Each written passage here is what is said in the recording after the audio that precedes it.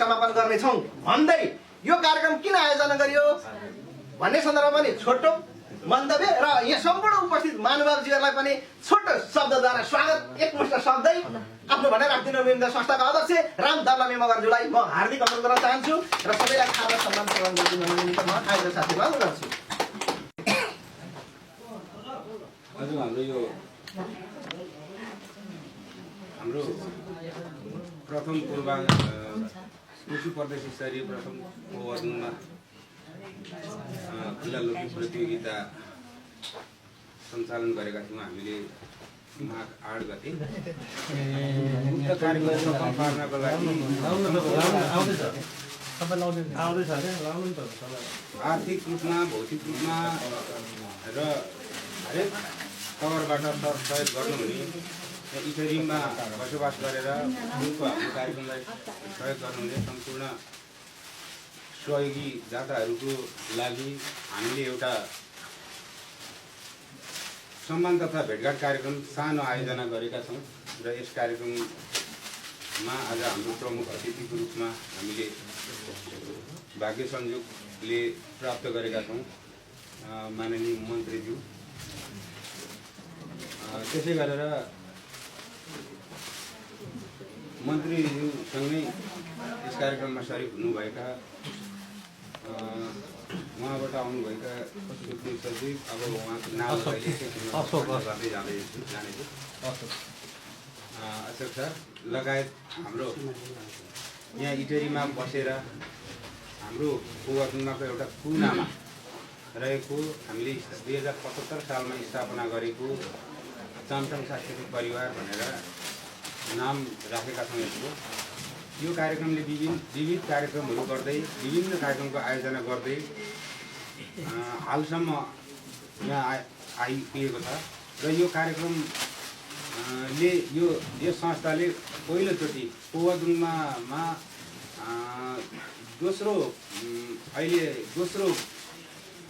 आमन्त्रित gold cup तथा बृहत माघी मेला सञ्चालन गर्दै गर्दा पोवादुङमाले यो कार्यक्रम गरिरहँदाखेरि यस्ता कार्यक्रमहरू पनि यस कार्यक्रमभित्र पर्नुपर्छ भनेर निकै खटेर डटेर लागि परियो र त्यो कार्यक्रम व्यवस्थापन गर्न त्यो कार्यक्रमलाई त्यहाँनिर इन्भल्भ गरेर त्यो माघी मेला सम्पन्न गर्नको निमित्त निकै सङ्घर्ष गरेर यो कार्यक्रमको आयोजना गरियो र यो कार्यक्रम सम्पन्न गर्नको लागि सहयोगको लागि सबैसँग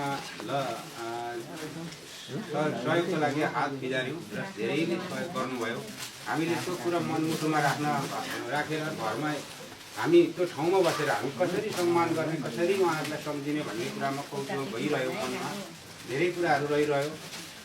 त्यसो भन्दै गर्दा हामी हिजो मात्रै आइपुग्यौँ र साधारण कार्यक्रम एउटा होटल पछि कतै बसेर साथीहरूलाई बोलाएर यसो सामान्य कार्यक्रम गरौँ भन्ने लागेको थियो। त्यो सँगसँगै हामीले माननीय मन्त्रीज्यूलाई पनि प्राप्त गऱ्यौँ। हामी निकै भाग्यमानी ठान्यौँ, अहिले निकै खुसी पनि लाग्यो। त्यसै गरेर हाम्रा कलाकारज्यूहरू, त्यसै गरेर सञ्चार तथा कलाकार डोरी गायिका हाम्रो गङ्गा गौतम अन्यहरूलाई पनि फोन गरेँ मैले। उहाँ सम्झेर आइदिनु भयो, उहाँहरूलाई धेरै धेरै धन्यवाद। उहाँ लगायत हाम्रो राजन छेत्री सरहरू, सबै सरहरूको नामहरू नलिए पनि वाद्यवादक तथा सरहरू अस्ति जुन दुःखले उत्तो ठाउँ पुगेर त्यो पोवादुङलाई यति रमाइलो बनाइदिनु भयो, यति राम्रो बनाइदिनु भयो कार्यक्रम सफल बनाउनको लागि। उहाँहरूलाई सम्झेर एकचोटि हाम्रो भेटघाट कार्यक्रममा उपस्थित भइदिनु भनेर भने आपतकालीन भयो। अघि भर्खरै मात्रै 1 घन्टा अगाडि मैले फोन गरेँ उहाँहरूलाई।